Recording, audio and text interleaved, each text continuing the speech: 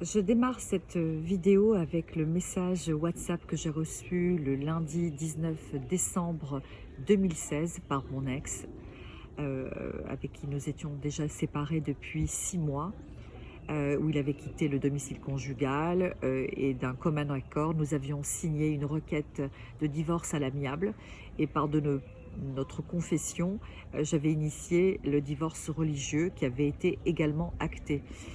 En bonne foi, j'ai accepté d'aller voir un avocat commun qui se chargeait des affaires personnelles de mon ex-beau-père. Donc, une requête absolument sans aucun litige, puisque de toute façon, il n'y avait pas d'argent engagé, puisque j'avais rien à réclamer à mon ex. Tout ce que je voulais, c'est qu'il parte. On m'a accordé 500 € par mois pour les 2 enfants et la jouissance de l'appartement jusqu'à la fin des études de mon jeune garçon. Donc voilà, tout était bien dans le meilleur des mondes. Je donne ma propre bénédiction à mon ex en lui disant qu'il avait un nouveau projet et que je lui souhaite vraiment de réussir, ne serait-ce que pour l'honneur de ses enfants. Euh, je ne dirais pas autant pendant lors de notre mariage, mais voilà, il faut assumer son choix. Je l'ai fait, donc on n'a pas à revenir sur ce qu'on a accepté pendant tant d'années. Mais ce qu'on ne peut pas accepter après, c'est d'être violentée, d'être réduite à pas grand-chose et subir des violences conjugales parce qu'on n'a pas soigné ses propres démons, ce qui a été le cas de mon ex. En dépit de plusieurs crises qui se sont déroulées comme dans plusieurs mariages, si une personne ne veut pas se faire soigner et le dit qu'elle va le faire et qu'elle ne le fait pas, eh bien, une relation ne peut pas être saine, et surtout quand il y a des enfants en face. Donc j'ai reçu une première violence qui m'a mis dans un état de sidération parce que ça s'est pas produit devant les enfants, c'est-à-dire que j'ai reçu une claque sur le visage qui m'a percé. Elle a été tellement détonnante qu'elle m'a percé le tympan de mon droit, et que mon ORL était un peu abasourdi en me disant mais comment tu t'es fait ça. Curieusement, après ce choc émotionnel, je pense que ces violences psychologiques que je subissais depuis quelques années, d'être peut-être trop douée dans mon affaire et que lui n'ait pas cette reconnaissance professionnelle, eh bien j'ai développé un problème au côlon, et ça s'est révélé par une occlusion qui a révélé un cancer du côlon en 2010, 15 jours après avoir reçu cette tarte dans le visage. Ensuite, j'ai subi une deuxième violence, et là, c'était le tympan gauche qui a été éclaté. Et je rechute en 2013, euh, une seconde, un second cancer du côlon. Voilà, donc se bouffer la rate, ça crée des maladies, on somatise et chaque corps développe une faiblesse par rapport à son maillon faible génétique. J'ai voulu que cette procédure se poursuive tant bien que mal pour arriver à ce divorce à l'amiable, mais impossible. Donc ce message dit clairement, c'est un aveu en fait qui résume cette histoire, c'est-à-dire que voilà, il remet en cause ce divorce parce que en m'appelant, il me dit option A, tu reconstruis, option B, je te détruis.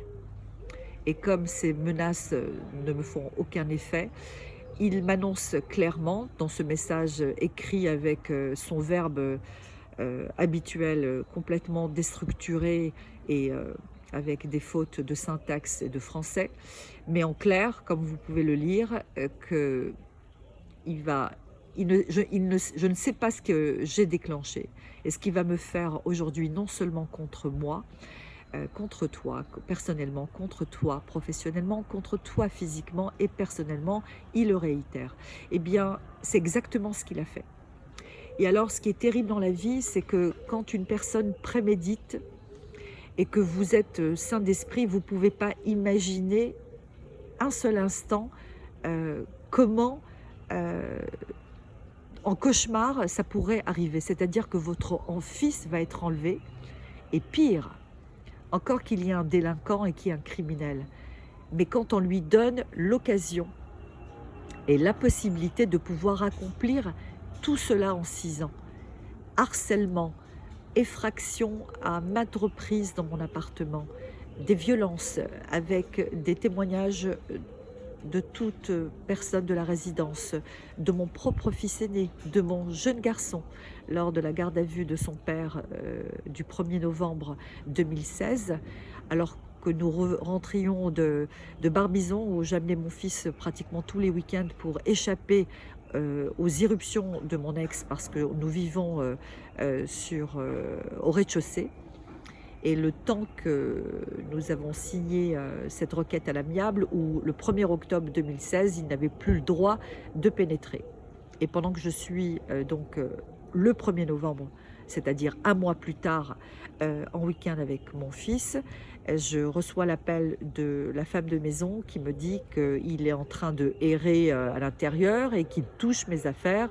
Inutile de vous dire que quand je vais découvrir l'ampleur de ce qu'il a volé, ça a été absolument terrible. C'était non seulement mon argent, mes bijoux, mais également mes photos d'enfance, c'est-à-dire depuis ma naissance, toutes des boîtes de souvenirs et de tout mon parcours aux États-Unis, des affaires vraiment personnelles auxquelles on tient, qui ne sont pas forcément de très très grande valeur, mais qu'on tient, mais il y avait tout ça à l'intérieur. Et puis il m'attend. Il m'attend à l'intérieur de mon appartement, donc quand je vois la voiture dans le parking privatif, je me rends au commissariat pour demander de l'aide qu'on me refuse. Et quand je leur dis, en fait, il faut que je sois en sang ou morte sur leur comptoir, c'est là que vous allez intervenir. Et puis la gonzesse qui me répond à l'accueil ressemble plus à un mec qu'à une gonzesse, et elle me dit, oui, c'est ça.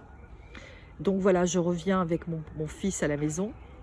Et je lui dis de rester gentiment dans la voiture, parce que je savais très bien que le spectacle à l'intérieur n'allait pas être de toute gaieté.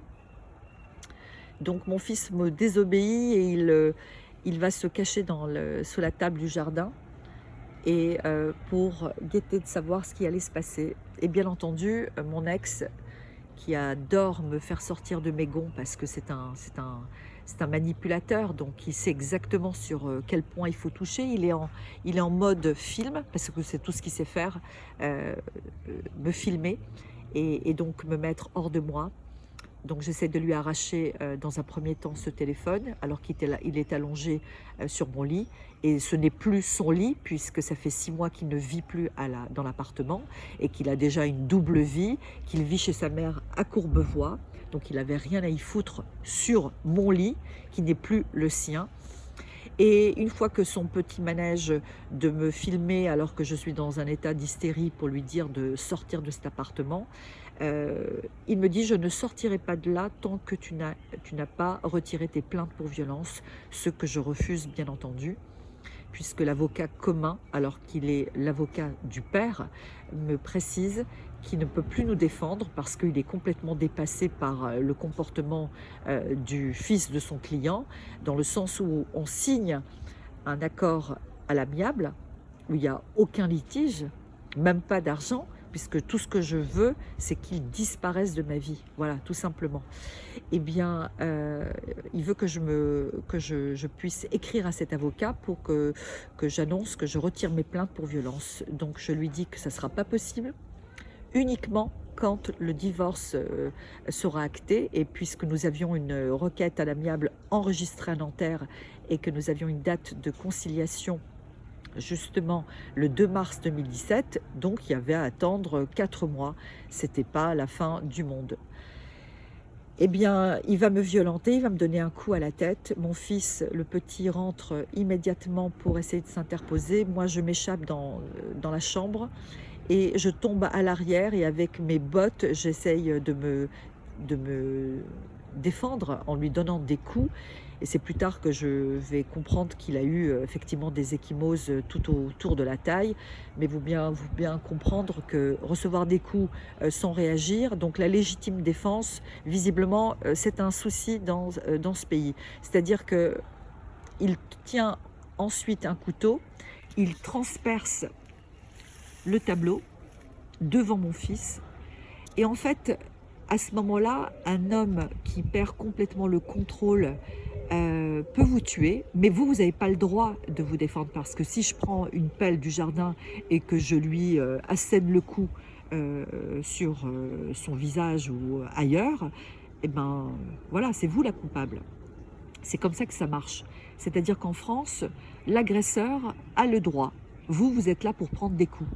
Et ce que j'ai pu voir à travers ces 6 années qui passent et les témoignages de toutes les mamans victimes de violences conjugales, c'est que la plupart meurent parce que les plaintes sont classées, parce que les conjoints, bien que connus des services de police, on s'en tape. Alors, pour les maniaques, ben, ils vont passer à l'acte et les tuer par les coups. Les autres vont les harceler parce qu'ils refusent que leur proie s'échappe. Alors ça va être des violences psychologiques et même physiques, jusqu'à que cette femme va sombrer dans la maladie et va en crever. Donc ça s'appelle aussi des suicides forcés, puisqu'elle va aussi mettre terme à sa vie, parce que psychologiquement, cette femme n'est pas capable de supporter cette charge émotionnelle et cette agression. Et puis vous avez les guerrières comme moi, qui coûte que coûte se battent, mais on se bat contre qui? Parce qu'au départ, on pense qu'on va se battre contre un fou, et que la justice va faire son travail, mais non.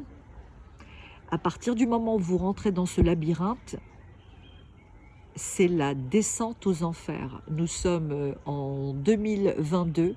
Il n'y a jamais eu autant de féminicides en France, en tout cas connus, parce que maintenant les réseaux sociaux donnent la parole, permettent la parole à ces femmes de s'exprimer comme moi, comme je le fais depuis 6 ans. Je réalise qu'il y a un écosystème abusif qui arrache, et c'est la rafle des enfants. Alors soit il les place dans des centres qu'on appelle des centres de placement, mais en fait ce sont des camps abusifs où les enfants vont être abusés de toutes sortes, dont sexuellement, voilà.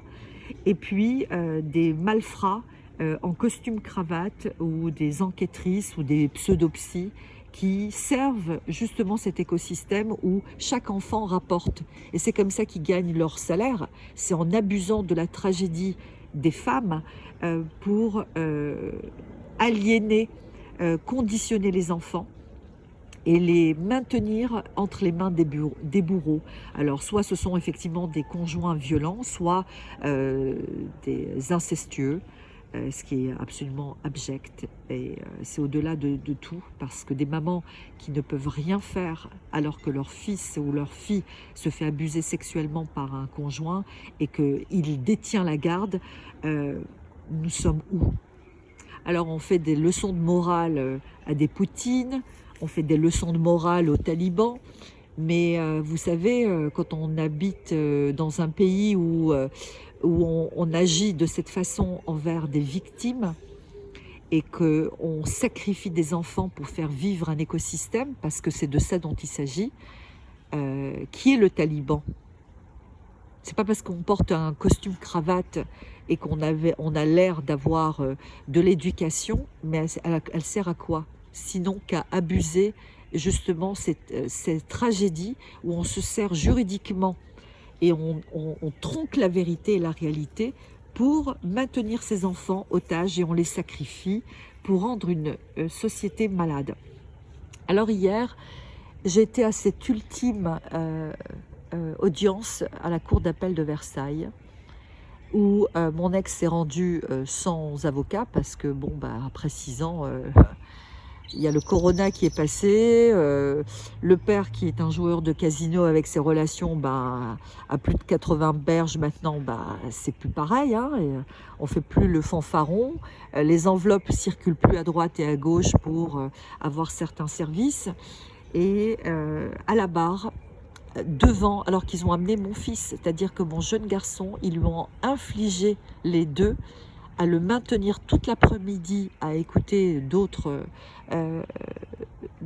procédures. Et nous, on est passé qu'en dernier parce qu'il s'est présenté sans avocat. Et donc, ils infligent à mon fils cette audience.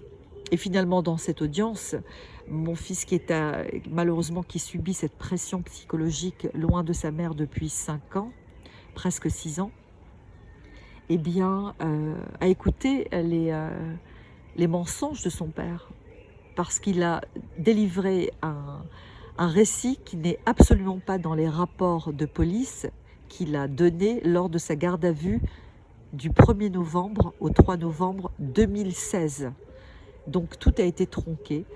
Et comme mon petit garçon sait pertinemment que nous étions en week-end et que nous sommes déplacés au commissariat pour demander de l'aide, que c'est mon petit garçon qui s'est interposé courageusement pour me défendre, et que c'est la BAC qui nous a isolés les trois pour entendre le récit, et c'est sur le récit de mon petit garçon que son père a été placé en garde à vue, et qu'on voit après comment le rapport de police va statuer violence partagée.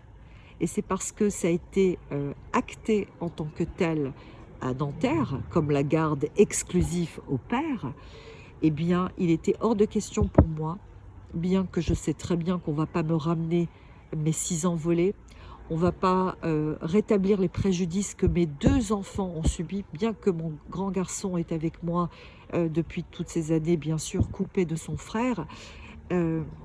Il a subi quand même ce choc, cette honte, pourquoi il a un père qui réagit de cette façon et qui maintient son petit frère en otage, qui lui lave le cerveau et qui se victimise. Et en fait, ce que moi j'ai subi, parce que quand vous vivez avec un pervers narcissique, vous êtes sous emprise.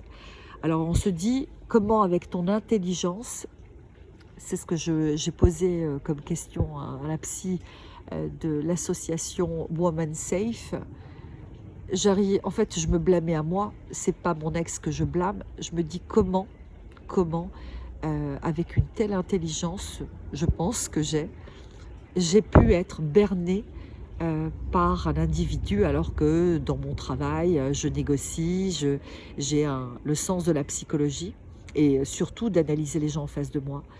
Eh bien, elle m'a dit, ça n'a rien à voir avec votre quotient intellectuel, mais avec votre quotient émotionnel. Et ben voilà, à tout âge, on apprend des choses. Et qu'est-ce qu'on apprend? On apprend qu'un quotient émotionnel très, très bas, ce qui est mon cas, remonte bien sûr à mon éducation dans mon enfance, et qu'en fait, vous avez un sentiment d'empathie excessif et qui va contre vous. Parce que quand vous avez trop d'empathie envers les autres, ben, c'est comme ça qu'on se fait avoir par des amis, dans le travail, parce que vous êtes toujours là à vouloir faire du bien autour de vous. Mais malheureusement, ça peut porter préjudice. Et ce qui a été le cas dans ma relation maritale, c'est que lui-même venant de parents abusifs, parce qu'il y a toujours une histoire pourquoi ces futurs adultes deviennent malveillants, c'est qu'eux-mêmes ont subi dans leur enfance des préjudices et des violences, et qu'après ils deviennent les bourreaux des autres. Voilà, et vous pensez pouvoir faire sortir cette personne de ses démons et de le soutenir et d'apporter tout l'amour qu'il faut. Et ça a été le piège. Et malheureusement, je vois que non seulement j'ai payé 18 ans de ma vie pour maintenir un mariage, mais même m'en débarrasser, il m'a fallu 6 ans de procédure pour avoir perdu la garde de mon fils, ne pas être reconnue victime dans les violences et de voir ces croutons, soit certains s'endormir en pleine audience, mais clairement insulter votre intelligence, insulter toutes les preuves matérielles qui sont produites. Et finalement, c'est quoi? Alors, si ce n'est pas de la corruption, vous allez me dire que tous ces gens-là qui sont formés, qui ont des quotients intellectuels pour passer des concours, pour devenir des grands magistrats, pour qu'il y ait autant de gens autour, c'est-à-dire un procureur, des greffiers, etc. Ben, comment c'est possible? Mais oui, c'est possible. Parce qu'au départ, vous pensez que ça vous arrive qu'à vous, mais quand on voit des milliers de mamans témoigner de tout leur calvaire, alors on se rend compte qu'on est dans une société qui, sous couvert de justice, en fait sert l'injustice. Et c'est absolument dévastateur, c'est horrible, parce que moi je ne supporte pas l'injustice, il est hors de question. Alors il reste le divin, je pense qu'il sévit suffisamment aussi.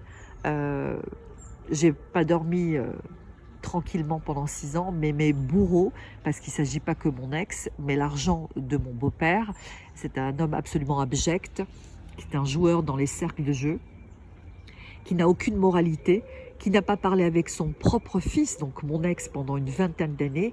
Et curieusement, quand je décide de me séparer, c'est là que mon ex veut jouer le même rôle qu'il tenait auprès de son père, c'est-à-dire lui cirer les pompes et faire le petit chaouche de service pour obtenir les bonnes grâces de son père. Voilà les rapports qu'ils ont et qui ont sacrifié mon petit garçon loin de sa mère, alors que tout ça ne se serait jamais produit si tout simplement le père aurait dit à son fils tu divorces, je ne veux plus entendre parler de cette histoire, sinon je te coupe les vivres. Tout simplement.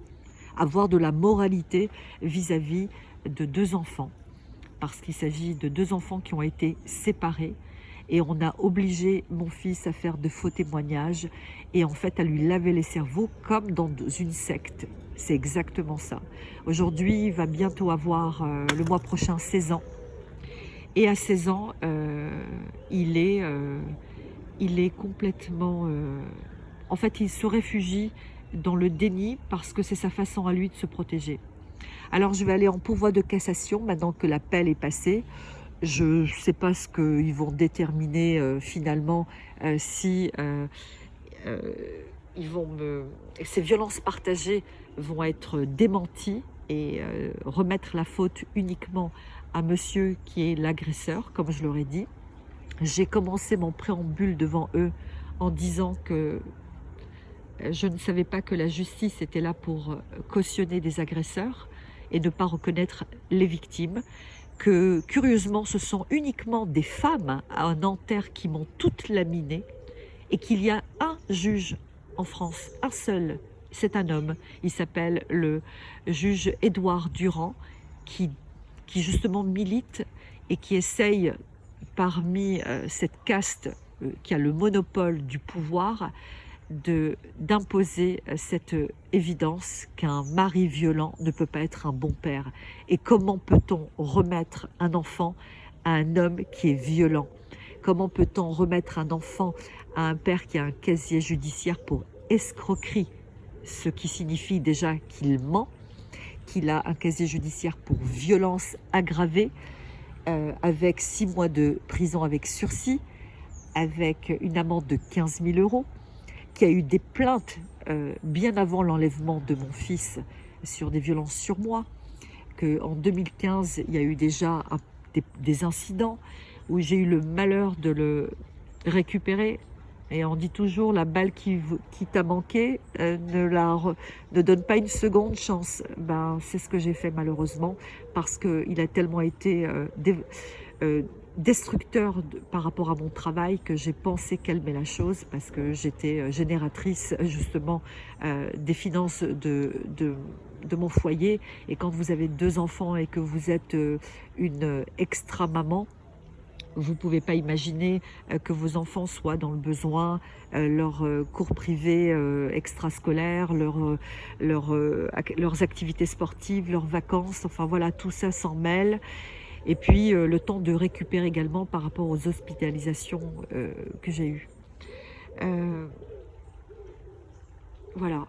Voilà ce que je voulais dire par rapport à cette horreur, où vous avez un parcours, je dirais, plutôt agréable dans votre vie, que vous tombez finalement dans les mailles du filet d'un prédateur qui se victimise pour vous attendrir, avec beaucoup de charme, avec beaucoup de prestance, qui a un look de James Bond, très élégant, d'un petit lord à l'anglaise, parce qu'il était dans des écoles privées, et donc il a appris les bonnes manières, parce que chez lui, dans sa famille, ils n'ont pas véritablement des bonnes manières, c'est plutôt des gens ordinaires, je dirais. Voilà, et que vous finissez par devenir un sujet complètement sous emprise. C'est terrible de raconter ces choses-là, alors que la décence veut qu'une fois qu'une requête de divorce à l'amiable soit signée, eh bien, des parents protecteurs qui aiment véritablement leurs enfants sont là pour ça. Même s'il y a quelques heurts, voilà, mais on reste dans un cadre digne et on n'en arrive pas à ça. Mais ce que j'ai vécu, le raconter, c'est tellement improbable qu'un esprit sain ne peut pas l'imaginer, tellement que c'est terrible, c'est horrifiant, c'est indigne, indigne. Voici la baie vitrée qui a été arrachée par mon ex pour m'intimider de sortir de l'appartement un matin d'hiver. Il est venu pendant que je sortais. Tout le voisinage a témoigné qu'il avait les mains en sang et le commissariat a totalement couvert cette affaire. Il l'a emporté en garde à vue, mais il s'est fait cracher du sang pendant cette garde à vue et il n'a jamais été déféré devant un juge. Donc il y a tant de plaintes, tant de faits, tant d'effractions, tant de vols. Maman a été bien sûr blessée lors de ce commando dans mon appartement qui a été vidé de tout. Et c'est quelque chose qu'on n'a jamais vu en France, où on vous arrache de votre lit par des intrus, qu'il y a 6 policiers sur place et qu'ils ont ordre du commissariat de ne pas intervenir. Voilà. Et que ma plainte auprès de l'IGPN est restée en 2018 sans réponse. Mais quand vous payez un huissier pour la faire porter entre les bonnes mains, finalement j'ai reçu la réponse de l'IGPN qui était effectivement très concernée par ce que je décrivais et puis toutes les pièces matérielles que je prouvais, avec un rapport de 26 pages que j'ai écrit sur les faits et ce que j'ai subi de la part de ce commissariat de Neuilly. Eh bien, voyez-vous, chaque fois que j'allais voir les OPJ pour voir où en était l'enquête, on me disait « Ah, écoutez, nous, on a des viols, on a des meurtres, on a d'autres choses à enquêter. » Et je leur ai dit « Je ne savais pas que Neuilly-sur-Seine, c'était le Bronx. Je ne savais pas qu'il y avait autant de meurtres ici que de viols. En fait, c'est un petit village, donc ça se saurait, même si effectivement, il doit y avoir quelques incidents très graves et de la criminalité. Mais on n'est tout de même pas dans un cas de figure d'une banlieue, je dirais, où c'est la Seine-Saint-Denis. Voilà, et donc tout le monde a été muté depuis. Donc il n'y a jamais eu d'enquête parce que ce dossier pue, parce que justement, là où on a dupé, parce que je pense véritablement qu'on a dupé la justice, on a dupé le commissariat de Neuilly, mais ils sont complices. Parce que quand vous avez toutes les preuves qui apparaissent, et qui sont tellement évidentes. Pourquoi on écrase?